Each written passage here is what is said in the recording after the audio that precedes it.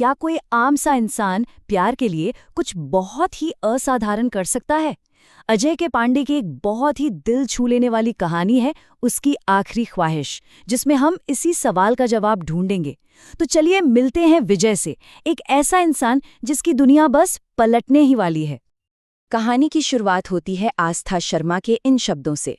हमेशा खुद को खुश दिखाने की कोशिश करो, एक दिन ये तुम्हारी पहचान बन जाता है।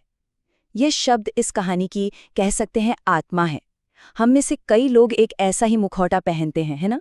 लेकिन आस्था के लिए यह शब्द एक ऐसी सच्चाई को छिपा रहे थे जो बहुत जल्द सामने आने वाली थी। तो ये विजय है कौन जिसके बारे में हम बात कर रहे हैं? जैसा कि हम देखेंगे, वो खुद को हीरो तो बिल्कुल नहीं मानता। असल में वो तो खुद को एक लूजर समझता है, अपनी ही कहानी में एक साइड कैरेक्टर जैसा। विजय की दुनिया ना बहुत छोटी और कह सकते हैं अनिश्चित है। वो एक एडहॉक प्रोफेसर है, मतलब टेम्परेरी, और वो हमेशा अपनी काबिलियत पर शक करता रहता है। उसकी नज़र में उसकी जिंदगी बस हारे हुए मौकों का एक कलेक्शन है। उसे लगता है कि वो अपनी ही कहानी में बस एक एक्स्ट्रा है। और फिर है आस्था, विजय की बिल्कुल उल्टी। वो एक तूफान की तरह है, जिंदगी और हंसी से भरी हुई। मतलब विजय जो कुछ भी नहीं है, आस्था वो सब कुछ है। और यही चीज उनके रिश्ते को और भी ज्यादा दिलचस्प बनाती है। सेलिब्रिटी का विवाह आम आदमी से, विजेता का विवाह पराजित से। ये लाइन विजय की सारी इनसिक्योरिटी, उसकी सारी असुरक्षा को एक बार में बता देती है।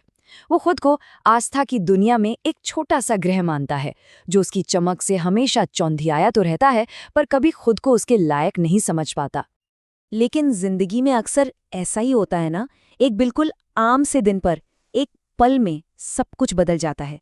विजय के लिए वो पल एक फ़ोन कॉल बनकर आता है, एक ऐसा फ़ोन कॉल जो उसके वजूद की नींव हिला के रख देगा। जरा सोचिए, घर में शांति है, इंतज़ार की खामोशी, और फिर फ़ोन की घंटी बजती है। विजय को ज़रा भी अंदाज़ा नहीं है कि फ़ोन के दूसरी तरफ से जो आवाज़ आने वाली है, वो उसकी दुनिया को चकनाचूर कर देगी। श्रीमती आस्था शर्मा के रक्त में HIV पॉजिटिव पाया गया है। बस ये शब्द हवा में तैरते रह जाते हैं। एक ही वाक्य में विजय की पूरी दुनिया बिखर जाती है, और वो एक ऐसे बुरे सपने में चला जाता है जिससे जागने की कोई उम्मीद नहीं। क्या उसने सच में HIV कहा? ये सिर्फ एक सवाल नहीं है, ये सच्चाई को खुद से दूर धकेलने की एक बेतहाशा कोशिश है। विजय का दिमाग इस सच को मानने से ही इनकार कर देता है, जैसे वो दर्द से बचने के लिए एक दीवार खड़ी कर रहा हो। इस सदमे के बीच विजय वही करता है जो वो सबसे अच्छे से कर सकता है। वो जानकारी में, ज्ञान में पनाह लेता है। वो रिसर्च में डूब जाता है, अपनी भावनाओं के तूफान का मुकाबला फैक्ट्स के साथ, तथ्यों के साथ करना चाहता है। ये उसकी एक बेताब कोशिश है, ये समझने की कि आखिर इस बीमारी का मतलब क्या है। अब जैसे ही विजय इस नई कड़वी सच्चाई से जूझ रहा होता है, उसे कुछ ऐसा मिलता है जिसकी उसने उम्मीद नहीं की थी।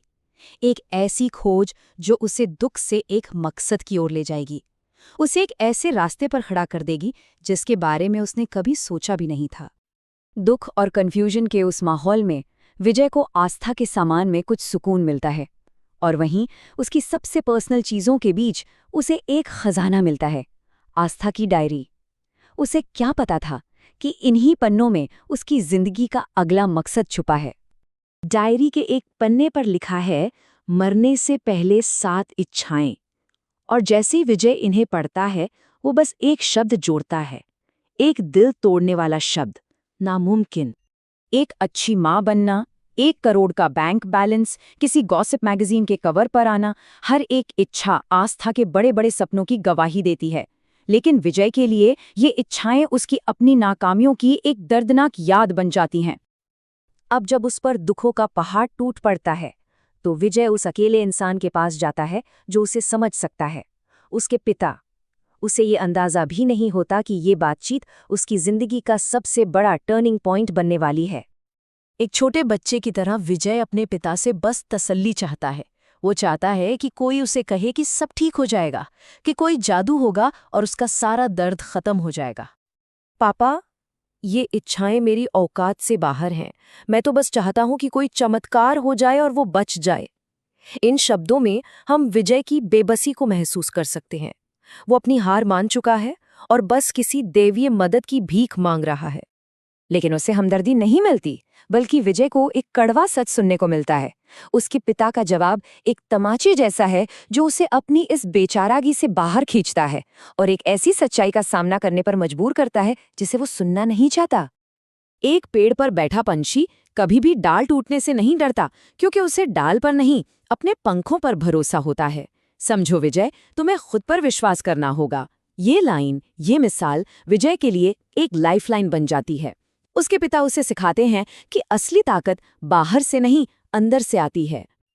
और बस उसी पल में कुछ बदल जाता है। वो हारा हुआ इंसान मर जाता है और एक योद्धा जन्म लेता है। विजय को जिंदगी का एक नया मकसद मिल जाता है। अब उसे अपनी कमजोरियां नहीं, बल्कि अपनी पत्नी के लिए उसका प्यार आगे बढ़ाएगा। अपने पिता की उस सीख के साथ विजय अब अपनी नाकामियों से नहीं जाना जाता। उसकी नई पहचान है उसका नया मिशन, अपनी पत्नी की आखिरी इच्छाओं को पूरा करना। खुद लेखक अजय के पांडे का ये हाथ से लिखा नोट, अपने सपनों को कभी मत छोड़ो, विजय के इस सफर का निचोड़ है। ये हमें याद दिलाता है कि सबसे मुश्किल वक्त में भी उम्मीद और हिम्मत हमें आगे बढ़ा सकती है। तो अंत में सवाल यहीं रह जाता है, एक हीरो को असल में क्या चीज़ हीरो बनाती है? मंजिल को पा लेना, या उसे पाने के लिए सफ़र शुरू करने की हिम्मत दिखाना? विजय की कहानी हमें याद दिलाती है कि कभी-कभी सबसे बड़ी बहादुरी तो बस पहला कदम उठाने में होती है, भले ही रास्ता कितना भी नामुमकिन क्यों न लगे।